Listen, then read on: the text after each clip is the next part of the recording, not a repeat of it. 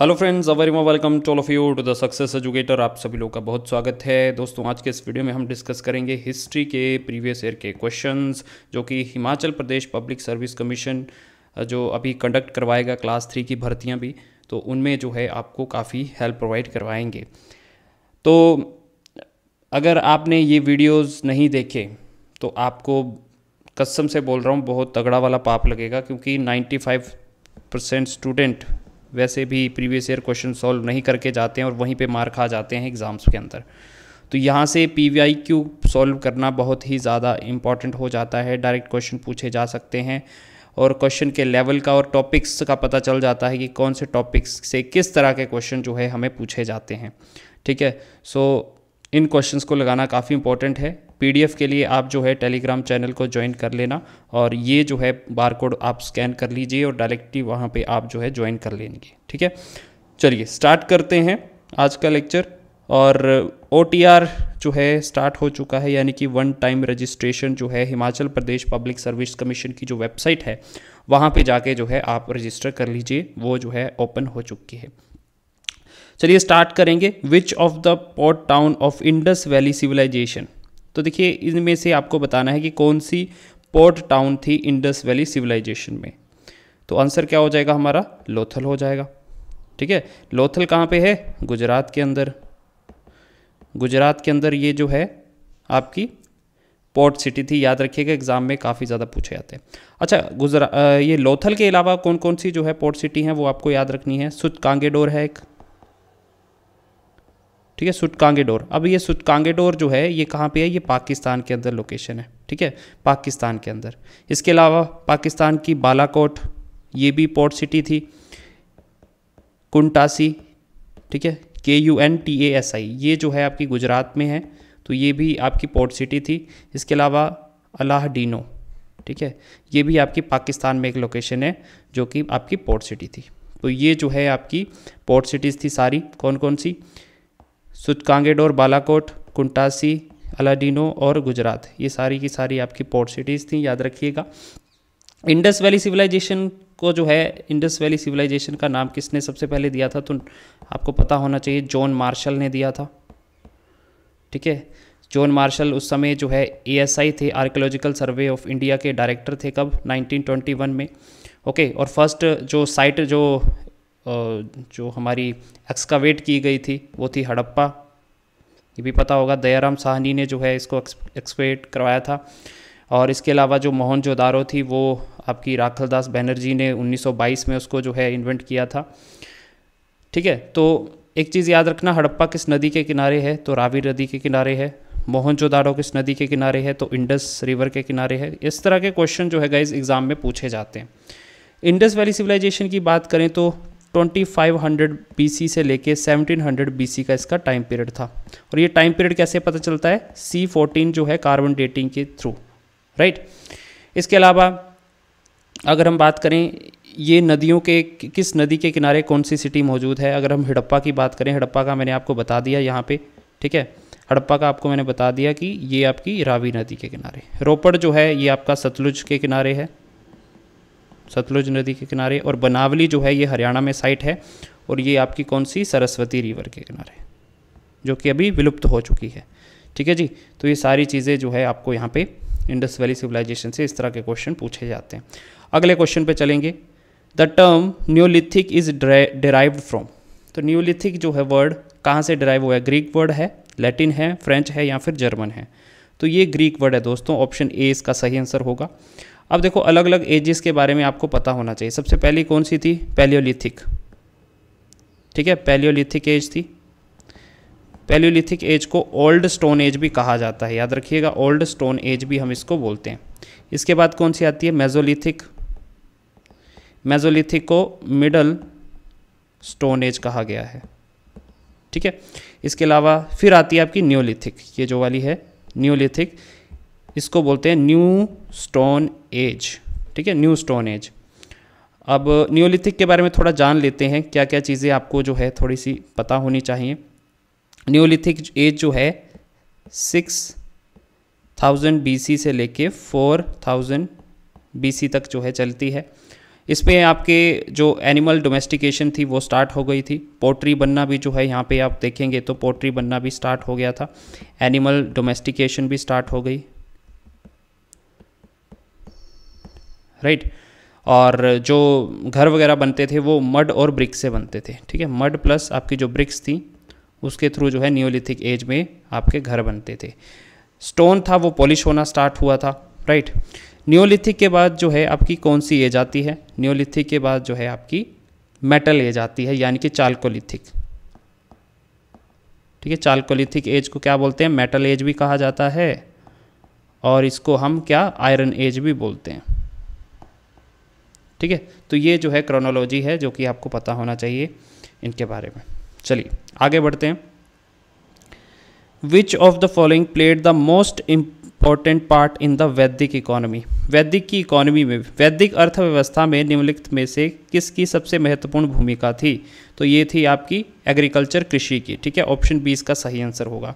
देखिए दोस्तों, जब हम ऋग्वेद की बात करेंगे या ऋग्वेदिक टाइम पीरियड की बात करेंगे, इसका मतलब है ऋग्वेदा का टाइम पीरियड कौन सा था? अर्ली वैदिक कल्चर वाला पीरियड जो था, ठीक है। तो इस समय आपका जो पशुपालन था, यानी कि जो कैटल ब्रीडिंग थी, ये सबसे ज़्यादा जो है यहाँ पे यूज़ की जाती थी। फिर लेकिन जब लेटर वैदिक पीरियड आता है तो उस समय जो है एग्रीकल्चर को ज़्यादा महत्वता दी गई। तो ऋग्वेदिक टाइम पीरियड में कैटल रेडिंग भी थी प्लस आपका एग्रीकल्चर भी होता था, लेकिन सबसे ज़्यादा कैटल रेडिंग थी। लेकिन लेटर वैदिक पीरियड में एग्रीकल्चर होता था। लेकिन यहाँ पे आंसर एग्रीकल्चर ही होगा, क्योंकि ऋग्वेदिक में भी और वैदिक कल्चर में भी जो है यहाँ पे लेटर वैदिक पीरियड में भी एग्रीकल्चर जो है आपको ज़्यादातर देखने को मिलेगा। अर्ली वैदिक पीरियड का जो है दोस्तों आपको टाइम पीरियड याद रखना है, 1500 BC से लेके 1000 BC तक का समय था। इसके बाद लेटर वैदिक पीरियड जो था ये आपका 1000 BC से लेके 600 BC तक का था, राइट। सोसाइटी कैसी थी? पैट्रियार्कल थी। वुमेन की जो दर्जा था दोस्तों वो इक्वल था, राइट। और कोई भी चाइल्ड मैरिज या फिर कोई भी सती प्रथा आपको यहाँ पे नहीं देखने को मिलेगी, ठीक है। और वैदिक कल्चर की बात करें तो यहाँ पे आपको 4 वेद दिख जाएंगे, ऋग्वेद, यजुर्वेद, ठीक है। इसके अलावा सामवेद है, अथर्ववेद है। तो ये 4 वेदों के बारे में आपको पढ़ के जाना है, एग्ज़ाम में काफ़ी इंपॉर्टेंट क्वेश्चन पूछे जाते हैं। थोड़ी सी और बात कर लेते हैं। सबसे इंपॉर्टेंट देवता जो थे ऋग्वेद के टाइम पे, यानी कि अर्ली वैदिक पीरियड के टाइम पे, वो थे इंद्रदेव, ठीक है। मोस्ट इंपॉर्टेंट गॉड याद रखिएगा, इंद्रदेव थे। लेकिन बाद में जो है लेटर वैदिक में पशुपति हो गए थे, राइट। एंड फीमेल गॉडेस जो थी इनके लिए वो कौन थी? अदिति उषा, अदिति उषा। और कॉइन जो यूज़ होता था ऋग्वेदिक टाइम के पीरियड में उसको क्या बोलते थे? निष्का या निशाका, ठीक है। तो ये कॉइन जो है तब यूज़ किया जाता था। आगे चलते हैं। विच of the following had a monarchial form of government? Monarchial यानी निम्नलिखित में से किस में शासन का राजतंत्रीय प्रारूप था? तो ये आपका जो वत्स्य है, option number C will be the यहाँ पे राइट आंसर। देखिए ये जो क्वेश्चन पूछा गया है ये आपके महाजनपद में से, तो महाजनपदास जो हैं आपको पढ़ के जाना है। कितने हैं? 16 महाजनपद, ठीक है। 16 के 16 के बारे में आपको एटलीस्ट उनकी कैपिटल के बारे में पता होना चाहिए। तो यहाँ पे अगर हम बात करें, वात्सा की कैपिटल क्या थी? कौशाम्बी थी, ठीक है। कैपिटल क्या थी? कौशाम्बी थी। यहाँ पे मल्ला है ऑप्शन में, मल्ला की जो थी वो थी कुशीनारा, ठीक है। कुशीनारा जो थी ये मल्ला की थी। कुरु की आपको पता भी ही होगा, ठीक है, इंद्रप्रस्थ था, ठीक है। महाभारत देखिए ना, इंद्रप्रस्थ जो थी राजधानी थी। और असाका की थी पोटाली, ठीक है। और ये जो है आपकी 16 महाजन, 16 के 16 के बारे में आपको थोड़ा सा रीड आउट करके जाना है, इससे क्वेश्चन पूछा जाता है, ठीक है। तो प्रीवियस ईयर क्वेश्चन सॉल्व करने से क्या पता चलता है किस टॉपिक में से क्वेश्चन पूछे जा रहे हैं। ऐसे अंधाधुंध पढ़ाई नहीं करनी है, मैं बार बार बोलता हूँ। जो प्रीवियस ईयर में क्वेश्चन पूछे जा रहे हैं वही टॉपिक आपको करके जाने हैं। नेक्स्ट जो क्वेश्चन है ये है, in Vajrayana Buddhism the spouse of Bodhisattva was known as. तो वज्रयान जो आपका बुद्धिज़्म, देखिए बुद्धिज़्म की बात करें तो मेनली 3 मेजर सेक्ट हैं बुद्धिज़्म में, ठीक है। इंपॉर्टेंट जो 3 मेजर जो हैं वो कौन कौन से हैं? थेरावाड़ा, महायान और एक है आपका ये वज्रयान, ठीक है जी। तो ये 3 सेक्ट में डिवाइड है। अब वज्रयान ये वाला जो बुद्धिज़्म है इसको तिब्बतियन बुद्धिज़्म भी कहा गया है, ठीक है, तिब्बतियन बुद्धिज़्म भी बोला जाता है इसको। तो यहाँ पे क्या आंसर होगा आपका, जो स्पाउस होता था उसको क्या बोलते थे, तो इसका राइट आंसर जो हो जाएगा option number C, that is Tara, ठीक है, उसको क्या बोला जाता था, तारा बोला जाता था, याद रखिएगा। और बुद्धिज़्म से रिलेटेड काफ़ी सारे क्वेश्चन पूछे जाते हैं। 8 फोल्ड पाथ के बारे में आपको पढ़ना है, कौन कौन से 8 फोल्ड पाथ है इसमें, बुद्धिस्ट काउंसिल कहाँ कहाँ पे लगी थी, ये मैं आपको शॉर्ट में बता देता हूँ। सबसे पहली बुद्धिस्ट काउंसिल जो हुई थी वो राजगृह में हुई थी, ठीक है, राजगृह में हुई थी, किसके टाइम पे, अजातशत्रु के टाइम पे।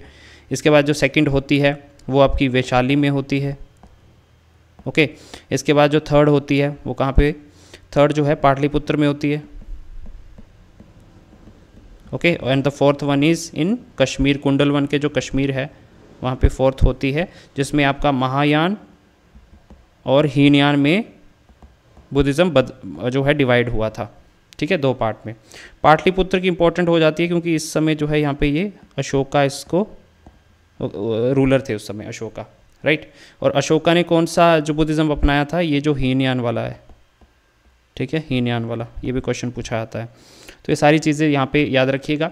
बुद्धिस्ट टेक्स्ट जो है उनको क्या बोला जाता है, त्रिपिटकास, त्रिपिटकास जो है उनको बोला जाता है। और ये त्रिपिटका किस स्क्रिप्ट में लिखी गई हैं, किस भाषा में लिखे गए हैं, पाली लैंग्वेज में लिखे गए हैं, याद रखिएगा, ठीक है जी। तो ये सारी चीज़ें बुद्धिज़्म से रिलेटेड हैं जो कि याद रखनी चाहिए। नेक्स्ट क्वेश्चन पे चलते हैं। From which community did Jainism get most of its recruits, तो किस समुदाय से जैन धर्म ने उसके सर्वाधिक अनुयायी प्राप्त किए हैं, तो ये मर्सेंटाइल कम्युनिटी थी, व्यापारी समुदाय था, याद रखिएगा। जैनिज्म और बुद्धिज़्म से हमेशा क्वेश्चन पूछा जाएगा आपको, ये दोनों इंपॉर्टेंट टॉपिक हैं।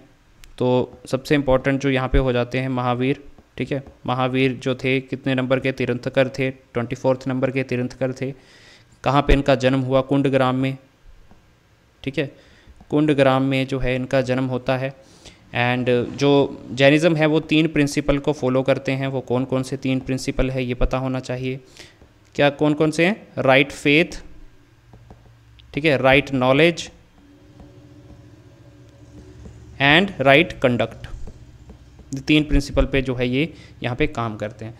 अगर जैनिज्म की जो काउंसिल है उनकी बात करें तो 2 मीटिंग हुई है इनकी। पहली कहाँ पे हुई है, पहली हुई है पाटलिपुत्र में। जैसे बुद्धिज़्म में 4 हुई है ना मीटिंग्स, यहाँ पे कितनी हुई, 2 हुई हैं। पाटलिपुत्र में हुई थी तो ये स्थूलभद्र जो थे उनके द्वारा इनॉग्रेट किया गया। सेकंड जो हुई वो वल्लभी में हुई, ठीक है। तो ये दोनों आपको याद रखनी है, जिसमें 12 अंग जो हैं, 12 अंगाज में जो है यहाँ पे जो लिटरेचर है जैनिज्म का वो जो है लिखा गया था, कंपाइल किया गया था, ठीक है जी। तो ये सारी चीज़ें यहाँ से आप याद रखिएगा। अगला क्वेश्चन है, the queens edict of Ashoka is also known as, जो क्वीन एडिक्ट है अशोका की उसको क्या बोलते हैं, माइनर पिलर एडिक्ट बोलते हैं या मेजर पिलर एडिक्ट में आता है। तो देखो अशोका के मेजर जो पिलर एडिक्ट हैं वो तो काफ़ी इंपॉर्टेंट हो ही जाते हैं। यहाँ से क्वेश्चन जो माइनर पिलर एडिक्ट है उसमें से पूछा गया, तो जो अशोका की एक वाइफ थी या ठीक है रानी जो बोलेंगे, उनकी याद में जो है इन्होंने ये पिलर बनाया था, माइनर पिलर एडिक्ट 3rd, ठीक है। तो वाइफ का क्या नाम था, उसकी रानी का क्या नाम था, तिसराक्षिता, ठीक है, तिसराक्षिता जो थी इसकी याद में माइनर पिलर एडिक्ट 3 जो है यहाँ पे बनाया गया था। इसके अलावा 2 मेजर रॉक एडिक्ट हैं दोस्तों जो कि आपको याद रखने हैं। Rock edict number 13 13th number वाला, क्योंकि ये किसको बताता है, कलिंगा वार के बारे में, ठीक है, कलिंगा वार जो हुआ था इसके बारे में बताता है। और major rock edict number 7th, ये भी इम्पॉर्टेंट हो जाता है क्योंकि इसमें अशोक का जो धम्म वाला सिद्धांत है वो मेंशन आउट किया गया है। तो ये दोनों आपको याद रखने हैं। और ये जो भी रॉक एडिक्ट आपको दिख जाएंगे ये किस स्क्रिप्ट में जो है लिखी गए हैं, इनक्रिप्शन ब्राह्मी में, ब्राह्मी स्क्रिप्ट में लिखे गए हैं। तो ये सारी इन्फॉर्मेशन याद रखिए। नेक्स्ट जो है, the red sea route between India and the Greece was opened by which empire, तो भारत और ग्रीस के मध्य लाल सागर मार्ग किस साम्राज्य द्वारा खोला गया था, तो ये रोमन साम्राज्य के द्वारा, ऑप्शन सी इसका सही आंसर हो जाएगा, ठीक है। नेक्स्ट है, the most important officers in the Gupta empire, देखो गुप्ता एम्पायर से हमेशा क्वेश्चन पूछा जाता है। तो मेजर इंपॉर्टेंट ऑफिसर जो थे इनको बोला जाता था कुमारामात्य, ठीक है, कुमारामात्य जो है इसको बोला जाता था। Option A will be the यहाँ पे राइट आंसर। गुप्ता एम्पायर की बात करें दोस्तों तो 320 AD में इसकी शुरुआत हुई। फाउंडर थे श्रीगुप्त, ठीक है, श्रीगुप्त के द्वारा जो है इसको फाउंड किया गया था।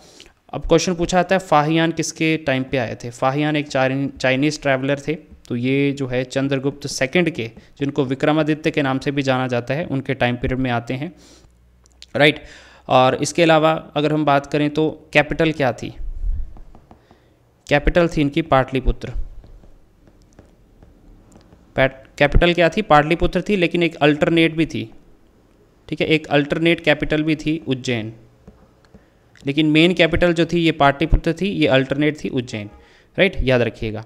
इसके अलावा दोस्तों पिलर्स के बारे में पूछा जाता है कि मेहरौली के पिलर्स जो हैं, मेहरौली पिलर जो हैं ये किससे रिलेटेड है, आयरन पिलर, ये चंद्रगुप्त फर्स्ट से रिलेटेड हैं।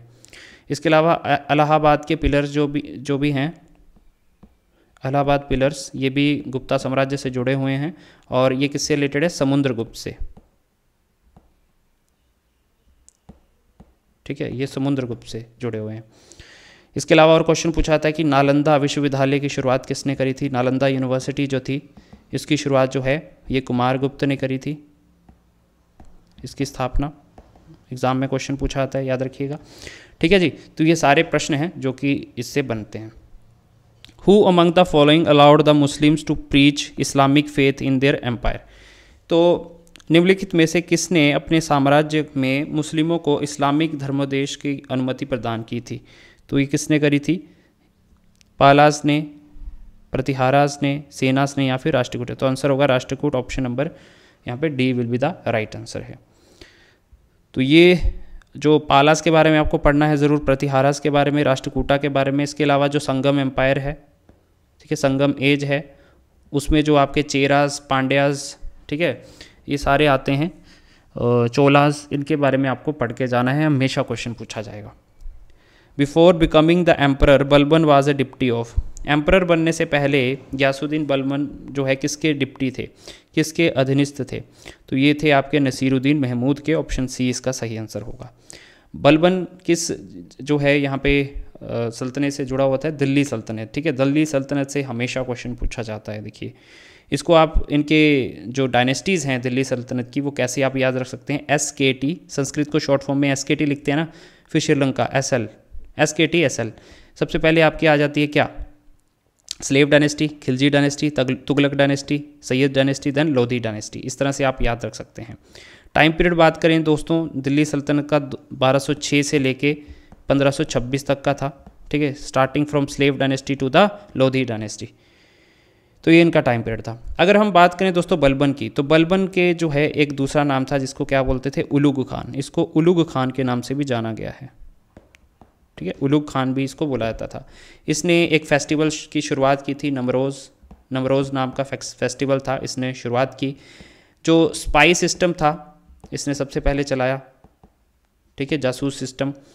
इसके बाद जो है इसने ख़ास तौर पे जो ध्यान दिया वो लॉ एंड ऑर्डर पे दिया था, ठीक है, लॉ एंड ऑर्डर पे इसका सबसे ज़्यादा ध्यान था।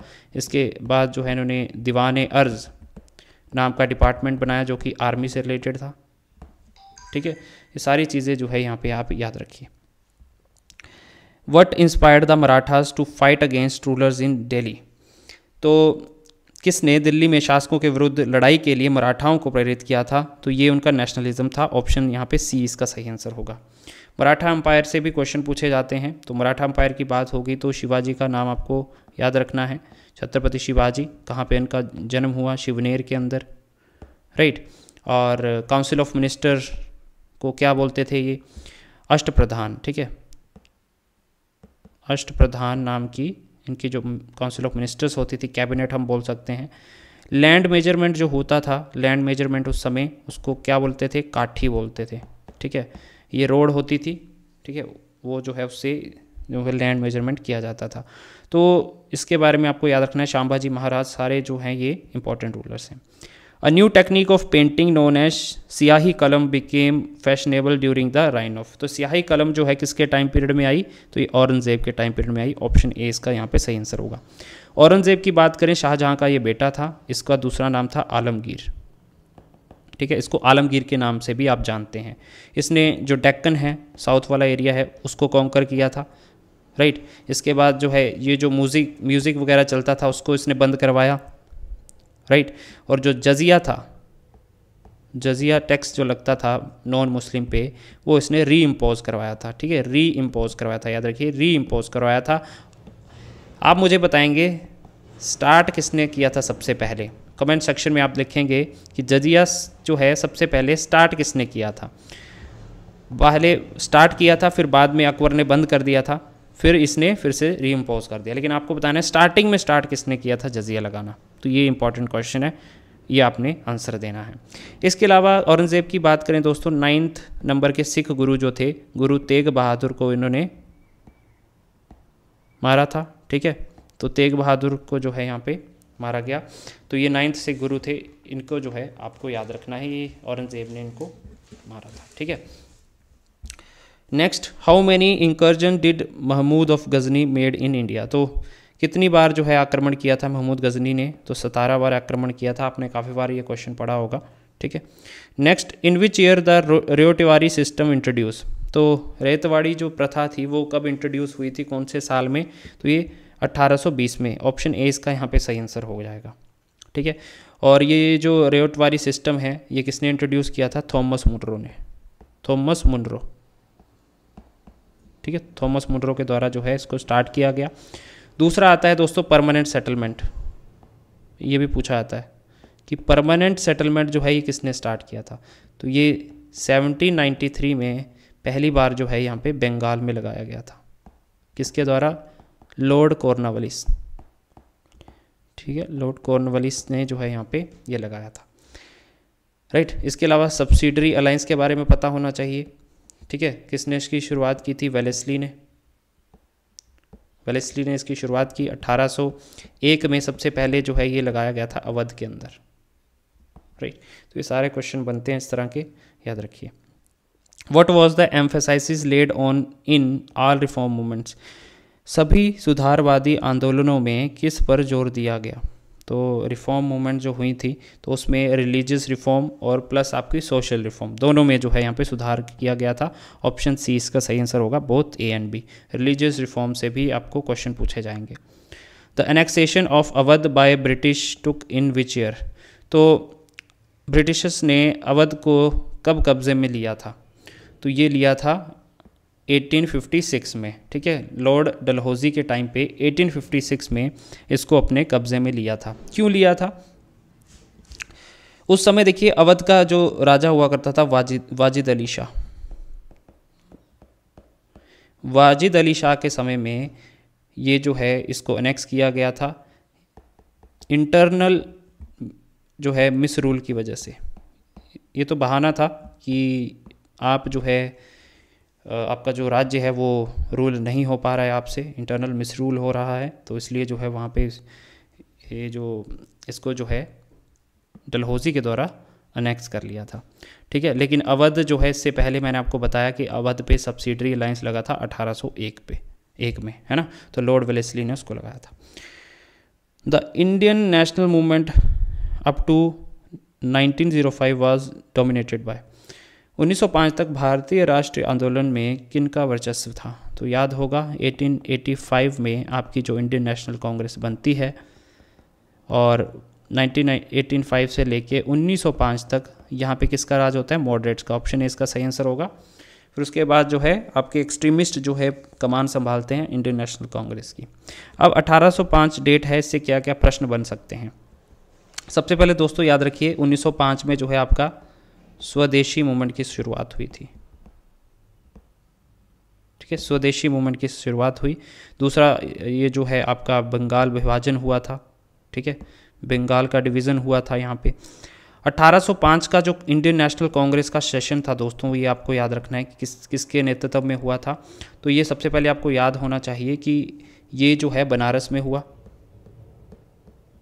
1905 का सेशन कहाँ पे हुआ इंडियन नेशनल कांग्रेस का, बनारस में, और गोपाल कृष्ण गोखले के द्वारा जो है इसका नेतृत्व किया गया था, राइट।